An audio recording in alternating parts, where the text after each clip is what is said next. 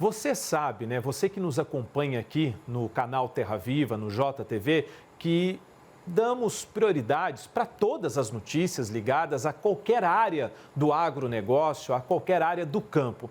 Mas tem uma dessas áreas e um dos segmentos do agronegócio que me chama muito a atenção, porque, na minha opinião, é um produto que está diariamente na nossa mesa também, como o arroz, talvez, o feijão, enfim.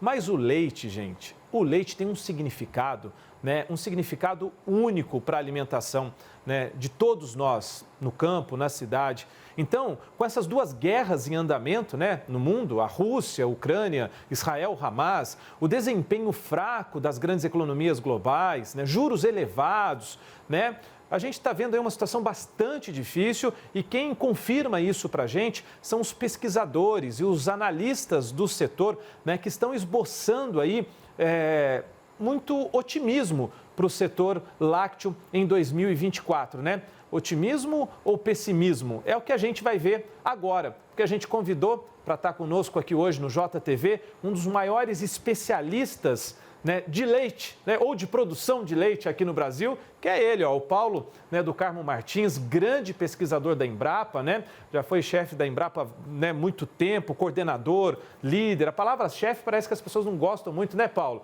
Mas enfim, coordenador ou líder, né, ou diretor. Mas Paulo, que alegria tê-lo conosco aqui no JTV, né? Nos custa muito caro, é muito importante esse tema do leite aqui, porque a gente sabe que tem pequenos, médios, grandes produtores, né? Então, Paulo, fala pra gente, por favor, este ano será um ano de desafios para os produtores de leite e laticínios? Que perguntem, mais um ano? O produtor, a produtora que está ouvindo a gente, falou, mas você está perguntando mais um ano de desafio? Boa noite, Paulo, alegria tê-lo conosco. Boa noite, Márcio, que prazer falar com você. Eu acho que realmente confirma, o ano só começa depois do carnaval e eu estou começando aqui com o pé direito conversando com você sobre um produto que, na verdade, é o produto que é mais consumido no mundo. Não tem carne, não tem arroz, leite é o produto, segundo a FAO, que está mais presente no dia a dia da população mundial. E aí isso tem uma característica muito importante, principalmente para nós aqui no Brasil, porque o leite é o vetor de interiorização do desenvolvimento, né? Na maioria dos municípios brasileiros, o leite está entre os 4 produtos da economia, não estou falando só agrícola, que fazem com que a renda aconteça, principalmente nos municípios mineiros.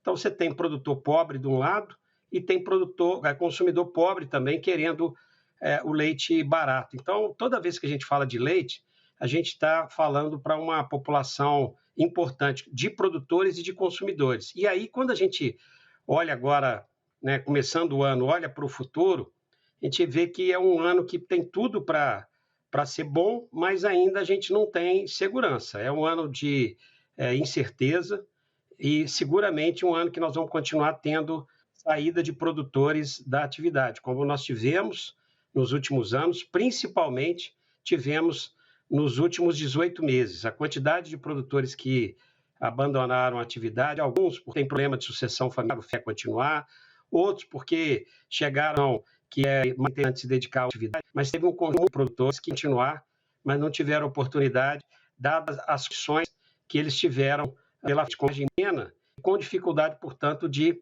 continuar na atividade pagando as contas. Paulo, é o seguinte, o recuo das importações chinesas tem mantido aí os preços internacionais estáveis, né? Mas abaixo da média histórica, é isso? O que isso importa para a gente aqui? Então, Márcio, a China, quando entra em qualquer atividade, faz um estrago tremendo, para o bem ou para o mal, mas modifica o cenário. Então, durante muito tempo, o mercado de leite foi muito regulado, ou seja, os países que exportavam eram os mesmos, os que importavam eram os mesmos, e a gente ficava na dependência do preço do petróleo para saber se ia ter aumento de consumo de leite no mundo, porque quem mais importava eram os países produtores de petróleo. Mas com a chegada da China, a compra cada vez mais em grande volume da parte deles, fez com que nós tivéssemos um preço, nos últimos anos, muito convidativo, em dólar. Então, isso fez com que nós, no Brasil, importássemos menos. Eu vou tentar explicar por que isso tem a ver. Se o preço no mercado internacional fica alto, Então, o preço no mercado interno pode ficar um pouco mais alto. Como nós temos um custo de produção elevado, maior do que os países que exportam, era possível, então, a gente continuar importando um pouquinho, algo em torno de 3%, principalmente dos países do Mercosul, e com isso a gente ia levando a vida.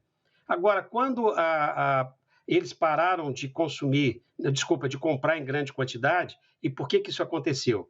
Primeiro que eles estão fazendo um esforço muito grande de aumentar a produção, mas principalmente porque eles estão tendo uma retração da sua economia. Márcio, é possível que a gente tenha deflação no mundo como um todo, porque está tendo deflação lá.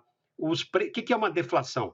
É quando o preço do produto amanhã é mais barato do que hoje. Então, eles estão tendo isso, começa a ter um nível de desemprego alto, principalmente para jovens, e aí o consumo de leite chinês tem caído. Com isso, a gente tem tido, então, uma redução do preço no mercado internacional. Mas a boa notícia, Márcio, é que a gente começa a ter uma melhoria. Nos últimos anos, realmente, o preço tem ficado, eu diria, nos últimos 18 meses, o preço tem ficado aquém da média histórica, mas a gente começou a ter uma uma elevação nos últimos leilões que foram feitos, e é possível que a gente venha a recuperar o preço no mercado internacional, e isso acontecendo, a gente tem um efeito direto aqui na economia brasileira, na economia leiteira. E qual que é? Uma redução da pressão pela importação de leite, que acaba sendo muito nefasto para quem produz. Doutor Paulo, vou apertar o senhor sem abraçar, como diz na minha terra, entendeu? Uma palavra para definir esse ano para o produtor de leite aqui no Brasil, seja ele pequeno, médio ou grande. Esperança.